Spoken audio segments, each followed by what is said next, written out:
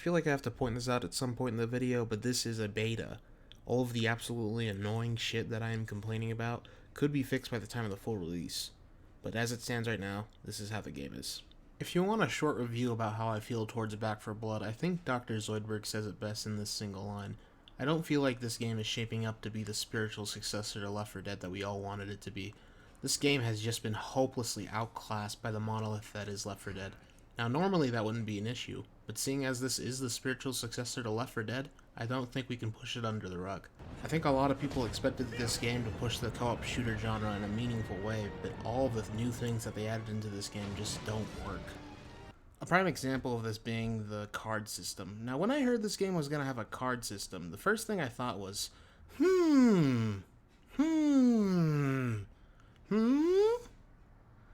Luckily it isn't that bad, but it isn't good either. Most of the cards in this game just do arbitrary shit like increase your ammo by 10%.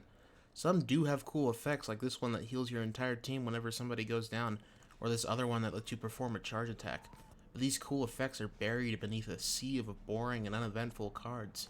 I'm not saying these cards are useless, far from it, but my motivation to grind to get better cards is just killed if I get shit like 35% extra ammo.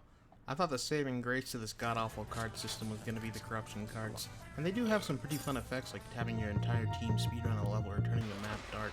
But eventually these cards started to show their problems. You have no control over which ones get picked, so you might have a fun match where you have exploding zombies, or you'll have really shitty cards that have no impact on the match whatsoever. Having a blend of cards that do and do not affect gameplay be both mandatory and RNG dependent does not lend well to replayability at all. On the subject of replayability, difficulty in this game is fucked.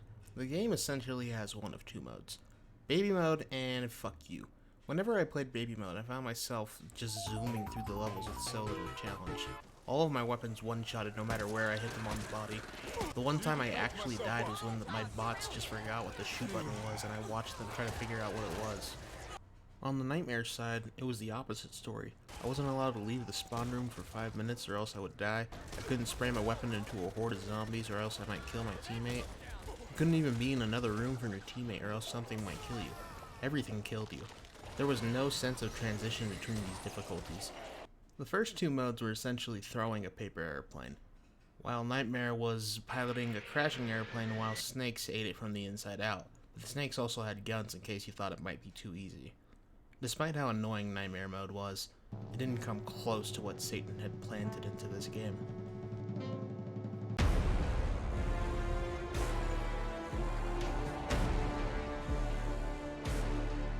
I didn't think I'd have to dedicate an entire section of this review to birds, but this shit is beyond fucked.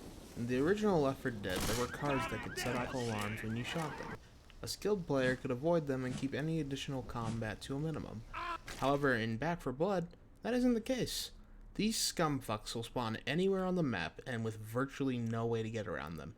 Not to mention, any action, even as minuscule as picking up an item, sets them off. Even if by some chance you and your entire team can sneak past them, zombies can still knock you into them, setting them off anyways.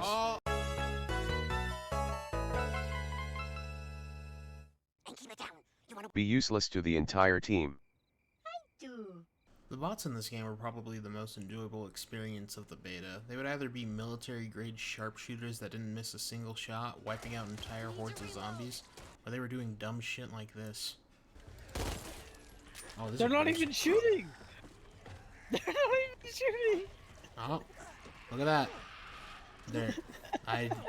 Do we help them, or do we let them learn from this experience? I probably had like a million funny experiences with the bots in this game. I had this bot that decided to stay on a turret for 30 minutes. I had this other bot that just straight up chose death and walked off the side of a building. And this other one that just duplicated one of my teammates.